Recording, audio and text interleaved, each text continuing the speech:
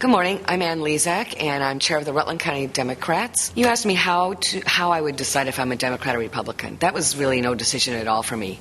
I think I was maybe born a Democrat. The democratic values and ideals and goals resonate so strongly with me, and I think really have for my whole life. Part of it kind of comes down to a sense of fairness and equality and making sure that we all have opportunities. So that's kind of the very broad brush.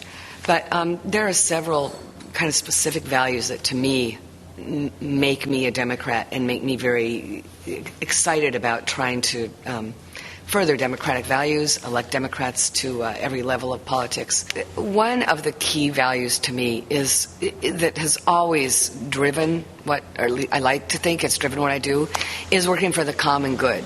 And that to me really is a definition of a Democrat and differentiates Democrats from other political parties, or particularly from Republicans. And what that means to me is that we're all in this together.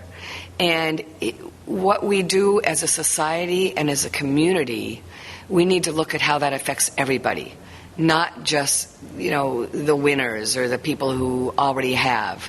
We need to look at the have-nots, and we need to also look at, the fact that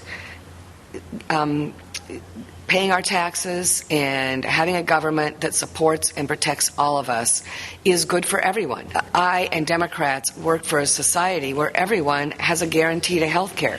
That is a common good, and that should be a given, and it's good for all of us that everyone has health care. It does no one any good to have a system that's broken like ours is, where there's people who wait until they're very, very sick, where they use the emergency department for their only health care.